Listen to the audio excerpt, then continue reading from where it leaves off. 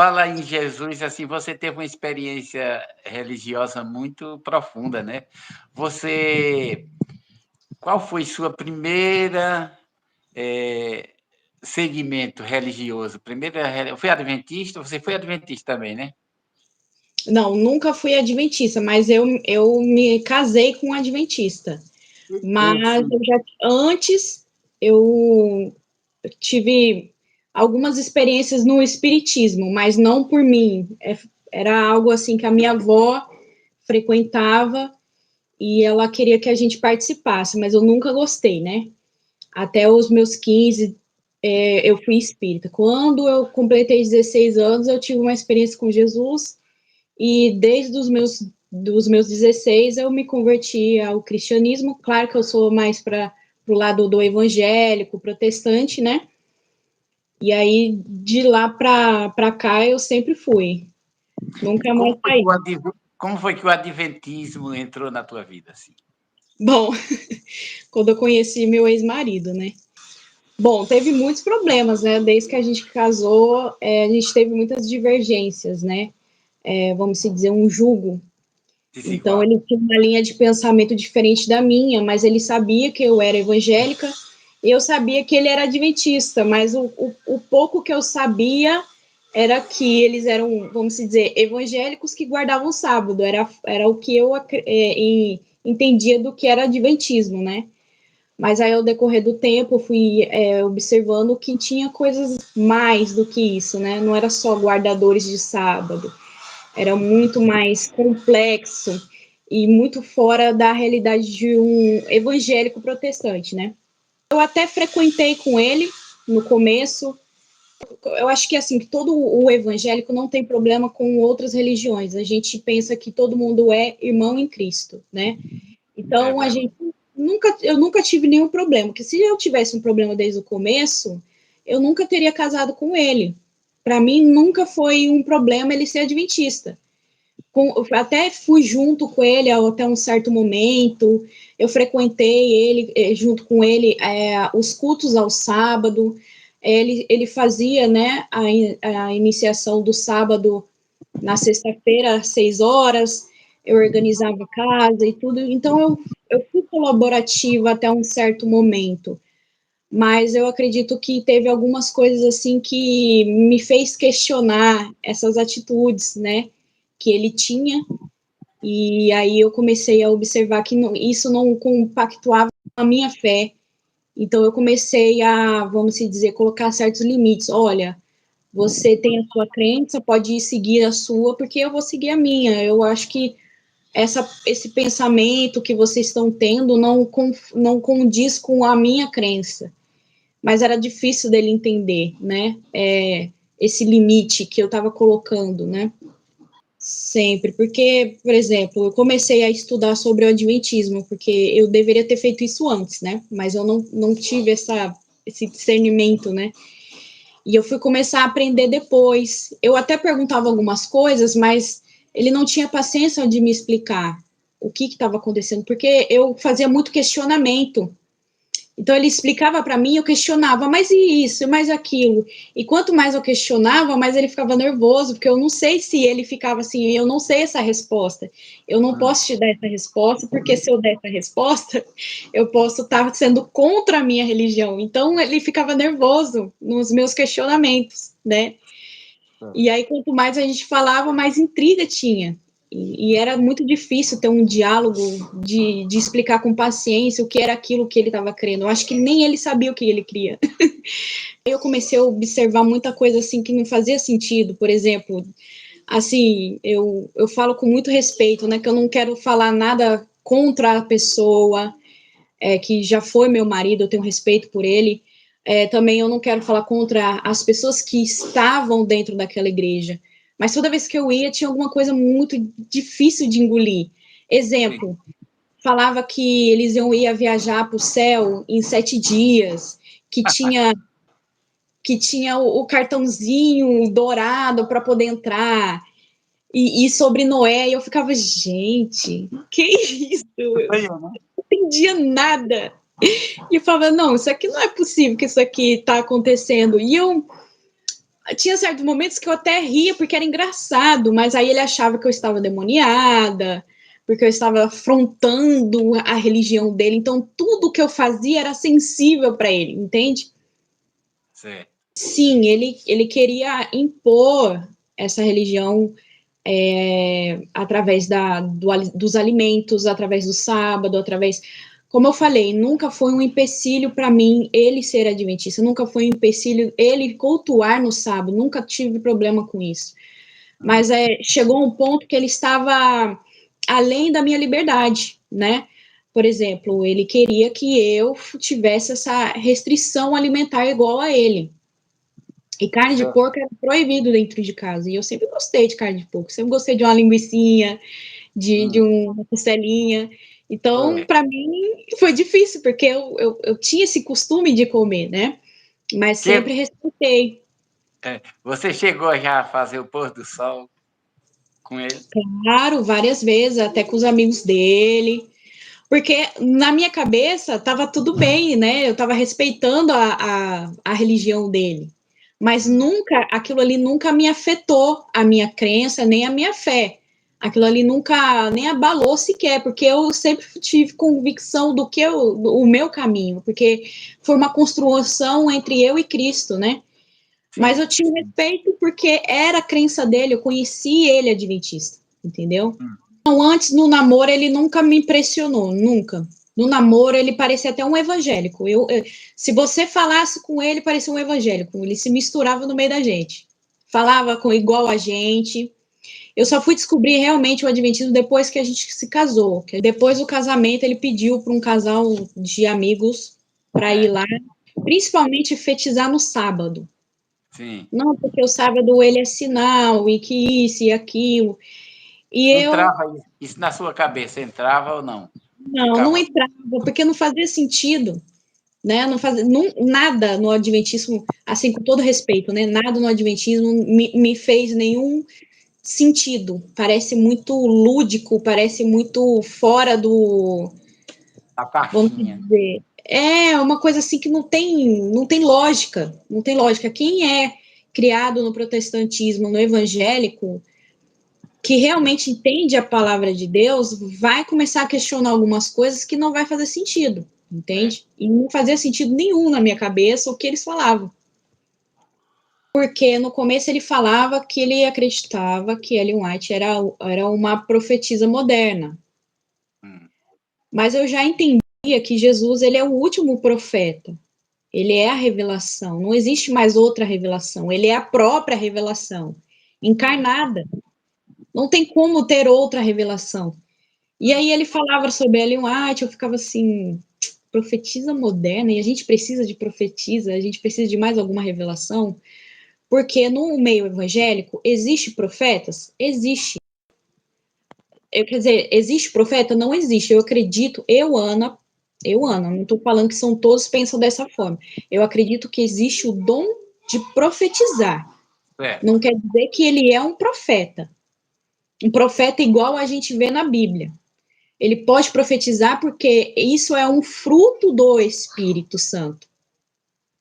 Ele sempre questionava algumas coisas da minha fé e eu não tinha a resposta. Então eu não falava, essa daqui eu não tenho. Eu sou uma pessoa muito honesta. Então, se eu não sei a resposta, eu vou falar, eu não sei a resposta, mas eu posso estudar e te trazer o meu entendimento. Certo. Então, ele questionava algumas coisas da minha fé, principalmente do sábado, que ele falava, né, que é uma coisa que é uma mentira, uma falácia, falar que evangélicos guardam domingo. A gente não guarda nenhum dia. Não. Eu nem sabia o que era guardar um dia. Depois que eu conheci ele, eu entendi o que era guardar um dia. Nós não guardamos domingo, a gente não guarda dia nenhum. A gente cultua como o adventista cultua no domingo, igual a gente. Normal. Tem a música, tem a palavra e todo mundo tchau. Só isso. Entendeu? Como também na terça-feira, na quinta-feira, cada igreja tem seu dia de cultuar. Né? Então, não tem essa de guardar. Eu só fui entender o que é guardar quando eu conheci ele. Então, ele falava sobre a Ellen White, falava sobre essa profecia, dela ser profeta, e pipipipapapá. Eu falei assim, não, peraí, eu vou começar a estudar. E eu comecei a estudar sobre ela. Mas eu fui muito honesta na questão, assim, eu ouvi os dois lados, quem era adventista e quem não era, antes de eu entrar no grupo. Certo. Eu sou a pessoa que eu gosto de honestidade nas minhas conclusões. Então, eu ouvi de um lado e ouvi do outro. E eu mesma tirei as minhas próprias conclusões. Eu entendi que não tinha como ela ser uma profeta. Não tem como. Jesus, ele a profecia, ele é o cumprimento, ele é tudo. Tudo que a gente precisa saber, a gente já tem na Bíblia. Não precisa de mais. Para que mais? Não tem. É aquilo ali, pronto. Né? Então, foi isso que tinha muita incoerência, que eu não conseguia entender. Como que um bode expiatório... Gente, como que você vai colocar um pecado em cima de Satanás? Ele é o redentor, ele é o corredentor, então não fazia sentido, gente, não tinha como embasar numa situação dessa. Ele não sabia explicar, as outras pessoas não sabiam explicar, eu ficava assim, sem entender, então eu comecei a pesquisar. Eu acho que o remanescente me ajudou muito, porque quando eu cheguei lá, eu cheguei com muitas dúvidas, e eu não tinha resposta. Porque os vídeos que a gente assiste sobre apologia, sobre falando sobre a religião, ela fala sobre o sistema, mas eu queria saber as pessoas. O que as pessoas passavam, o que as pessoas sentiam, o que o adventismo sentia na pele, porque eu não posso saber isso, porque eu nunca vivi isso, entendeu? Então, eu ter falado com os ex-adventistas me ampliou a minha mente. Eu consegui ter mais paciência com o meu ex-marido, de suportar até certas coisas, porque eu falava, não, é o sistema que permite, que faz a pessoa ser assim. Sim. Então eu comecei a ser mais branda, porque era muito difícil, parecia que ele estava, eu não sei, era muito difícil de explicar, porque... Uma guerra, né? Parecia que ele me via como inimiga. No momento que eu falei sobre a profetisa dele, que eu não concordava com ela e eu não acreditava que ela era uma profetisa, ele virou uma chave de, tipo assim, ela é minha inimiga. E ele começou a me tratar como inimiga dele. Que a gente tinha acabado de casar, passou uns 3 meses depois, ele começou, como eu falei, a querer fazer a minha alimentação conforme ele também. Eu não podia tomar café, eu não podia comer carne de porco, eu não podia isso, eu não podia aquilo. Eita, que Então, estava sendo situação. difícil para mim. Até o momento eu cedi, porque a mulher, eu acho que ela cede muito mais do que o homem, né? Eu falava, não, eu não quero ser a mulher destruidora da casa, então eu vou seguir o que ele fala. Mas chegou um ponto que ele queria negociar a minha fé, e eu falei assim, olha, eu posso até renunciar tudo que você quiser, menos a minha fé. Não toca na minha fé. Exatamente, porque aí eu comecei a não ir com ele mais. Eu ia com ele, cultuava o sábado com ele, mas aí eu comecei a ver que não estava coerente, porque E ele ia com você para a igreja da Assembleia? ele só foi uma vez só, porque ele quis. Eu não fazia questão, não fazia questão. Para que ele não ficasse me julgando. Olha, tá vendo? Você tá me forçando. Eu não forçava ele a nada. Absolutamente nada. Ele era livre para seguir a fé dele. Mas não era comigo.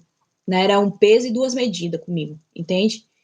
Bom, assim, no momento que ele decidiu, não foi através de mim, não foi uma decisão minha, porque por mim eu continuaria, porque eu sou uma pessoa que eu acredito que até a morte nos separe, mas para ele estava sendo difícil, entende? Ele tinha até uma certa vergonha de mim, ele não me apresentava, se ele falasse que eu era a esposa dele, algumas pessoas sabiam que eu era evangélica, eu tive até alguns atritos até com o pastor dele, porque ele achou que eu ia tirar ele, né, da igreja, mas eu deixei até claro para o pastor que eu não estava ali para não tirar ninguém.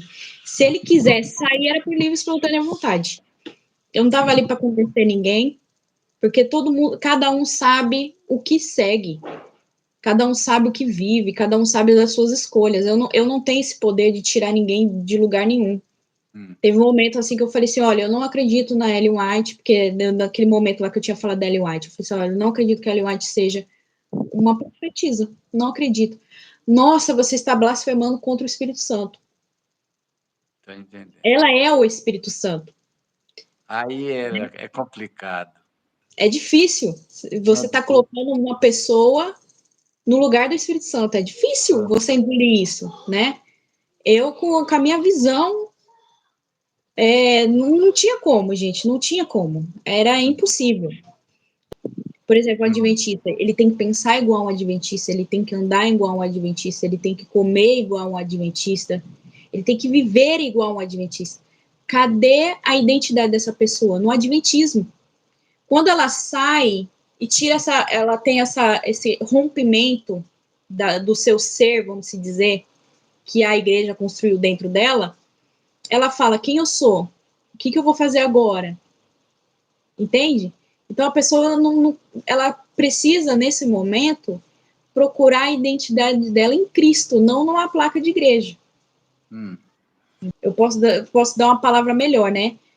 Ir à igreja é diferente de ser a igreja. Então a gente tem que ser a igreja. Entende? E na Assembleia de Deus, eu não estou falando que ela é a igreja verdadeira, ou ela é a melhor igreja que existe. Não. Na Assembleia de Deus, eu aprendi muita coisa. Inclusive, ser igreja. Porque muitos momentos da minha vida que eu tive perrengues, principalmente agora que eu estou vivendo, né, esse divórcio, essa separação, eu praticamente saí, vamos dizer, com uma mão na frente e outra atrás. Eu fui muito prejudicada, né? Então, a igreja, a congregação, o corpo de Cristo, a família congregacional, ela simplesmente me acolheu e está me ajudando nesse processo. Me ajudaram a pagar o meu aluguel, estão me ajudando com cesta básica. Então, assim, uma igreja saudável, ela frutifica, ela edifica a vida das pessoas. Infelizmente, o adventismo não tem... Claro que tem algumas coisas boas que eu acredito que você possa falar aí em alguns momentos que você teve de coisas boas dentro da igreja, né? Então, a questão é que igreja verdadeira, ela não existe, tá? Ela não existe. Para quem está ouvindo aqui, a igreja verdadeira não existe. A única verdade é Cristo Jesus. O caminho, a verdade e a vida. Ninguém vai ao Pai se não for por Ele. Como eu falei, né? A gente cede algumas coisas, a gente permite algumas coisas, mas o limite é não ceder a sua fé. Jesus Cristo é na sua vida, você tem que entender que Jesus, ele te libertou, você é livre em Cristo Jesus, a pessoa é aprisionada, infelizmente, né? Felizmente, ele tá cativeiro, né? Tá no cativeiro, mas você não precisa estar junto com ele, né? É perseverar em oração, pedir aconselhamento para alguém maduro, né? Que possa ajudar você em oração, interceder, porque lutar sozinho não é fácil. Eu tive ajuda da minha amiga com oração, com a minha pastora também, no momento que eu estava junto com o meu ex-marido, eles continuaram orando. Aconteceu isso? Aconteceu, mas eu acredito que tudo não foge do controle de Deus, nada, né? Persevere na sua fé. Se é para perder um casamento por Cristo, que seja. Eu não tenho remorso nenhum de não ter negociado a minha fé, em nenhum momento. Viver na graça é isso, é ter essa espontaneidade, né? Com certeza. E a gente vai marcar outro dia para a gente fazer. Depois a gente vai entrando em contato, viu? E nós vamos estar junto e misturado, viu? Com certeza. Quero te agradecer a simpatia sua, a determinação, a cordialidade. Não era nem para você fazer isso, mas você é tão gentil. Eu fiquei emocionado com o seu gesto, que qualquer outra pessoa ia desistir. Não, quero fazer isso, não, tá. Mas você, mesmo assim, fora de tempo, não tivemos muita audiência aqui ao vivo, porque ninguém estava sabendo, todo mundo está esperando amanhã. Queria agradecer você pela essa oportunidade. Como eu falei, o meu intuito é falar com pessoas que realmente estão passando por isso. Não desistam da fé de vocês. É isso que eu peço. Fiquem firmes na sua fé. Claro, sabedoria a todo momento, pedindo para o Espírito Santo guiar. E é isso. Eu estou feliz. Deus está sendo bom comigo. ele é muito bom, porque ele é pai, não é padrasto, né? Ele é pai, ele ama e ele protege a gente. Eu só tenho que agradecer mesmo essa oportunidade.